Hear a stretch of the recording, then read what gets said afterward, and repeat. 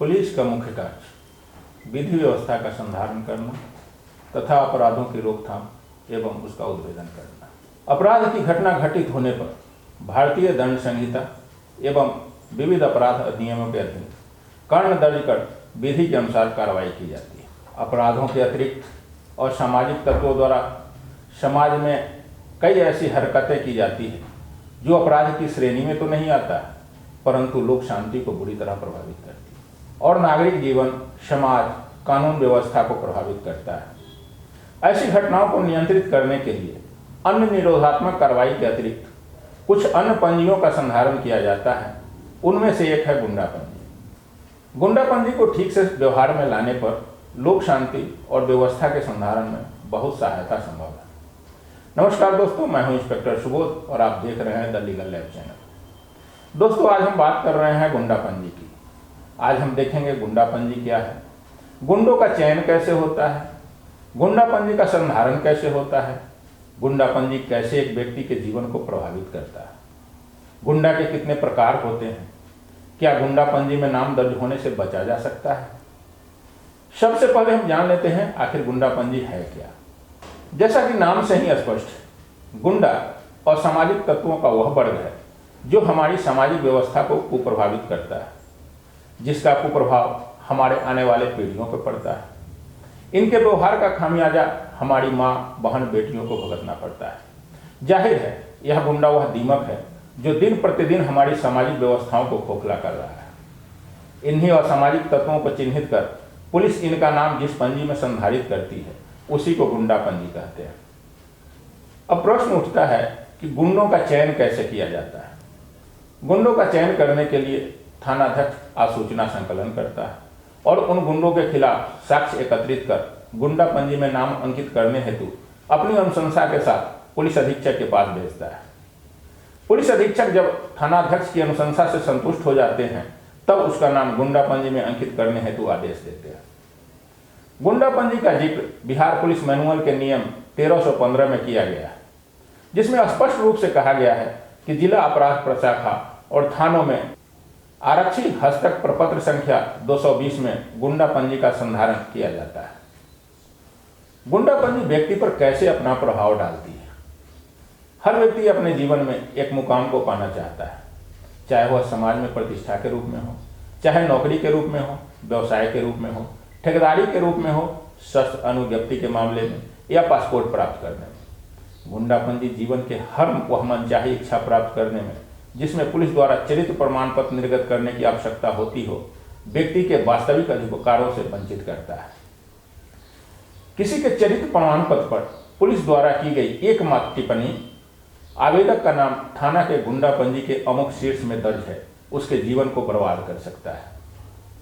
ऐसी टिप्पणी के साथ पुलिस द्वारा निर्गत आचरण प्रमाण पत्र खराब माना जाएगा और वह व्यक्ति हर उस अधिकार से वंचित हो जाएगा जो पाने का वह वास्तविक हकदार था। वह न तो समाज में प्रतिष्ठा पा सकेगा, न नौकरी पा सकेगा, न ठेकेदारी का लाइसेंस ही उसे मिलेगा और न अपने नाम से शस्त्र अनुज्ञप्ति ले सकेगा और न ही उसका पासपोर्ट ही निर्गत होगा। ऐसी स्थिति में कौन व्यक्ति चाहेगा उसका नाम गुंडा पंजी में दर्ज हो। अब हम देखेंगे गुंडों के प्रकार कितने होते हैं। अपराध शैली के अनुसार गुंडों का वर्गीकरण निम्न श्रेणियों में किया गया है। गुंडों के वर्गीकरण में जो पहला वर्गीकरण है वह है शराबी। नशे की हालत में होने पर मनुष्य प्रायः उन कार्यों को भी करता है जिसे सामान्य स्थिति में वह भी नापसंद करता है।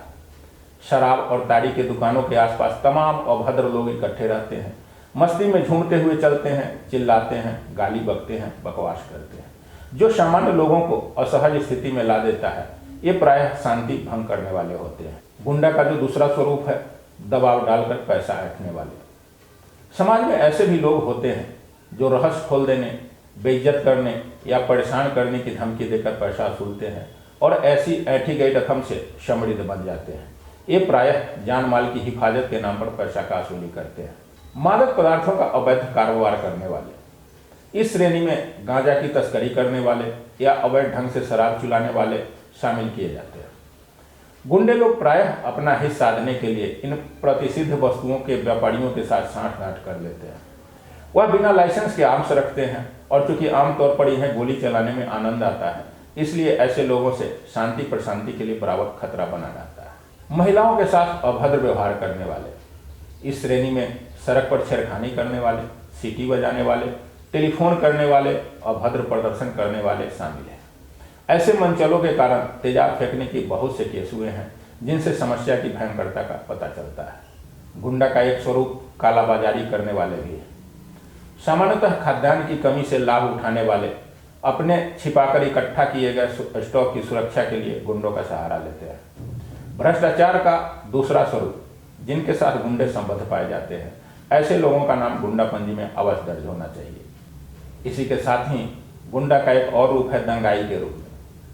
लठैत, पहलवान, आदतन हमला करने वाले, कर्ज वसूली करने वाले एवं गिरोह रखने वाले इस श्रेणी में शामिल किए जाएंगे।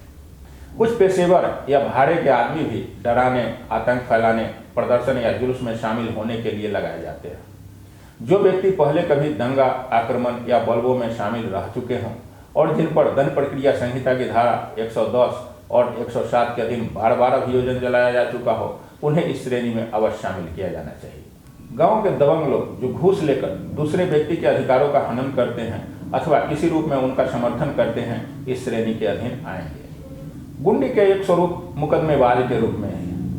यद्यपि ये स्वयं गुंडागर्दी में शामिल नहीं भी हो सकते हैं, किंतु यह गुंडों को संरक्षण देकर उसे बढ़ाते हैं। अपराधियों के पेशेवर जमानतदार गुंडों के लिए काम करने वाले और उन्हें आर्थिक सहायता देने वाले इस श्रेणी में रखना चाहिए। इसी के साथ ही तोड़फोड़ करने वाले भी गुंडे का एक स्वरूप है। भीड़ का लाभ लेकर अनावश्यक रूप से तोड़फोड़ करने वाले, आग लगाने वाले को इस श्रेणी में रखा जा सकता है।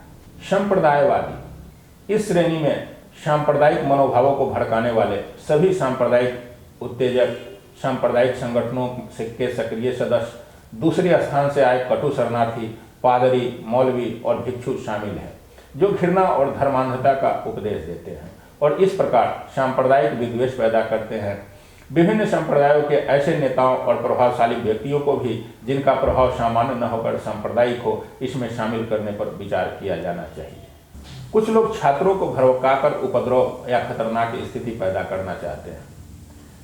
इसमें बाहरी व्यक्ति या ऐसे छात्रों को शामिल किया जाता है जो किसी अनुचित इरादे से छात्रों को उकसाते हैं और खतरनाक स्थिति पैदा कर देते हैं। स्त्रियों और लड़कियों का व्यापार करने वाले गुंडे और दबंग लुटेरे प्रायः बदनाम औरतों के संपर्क में रहते हैं और इस अनैतिक कार्य के लिए शिकार व्यक्तियों का शोषण करते हैं।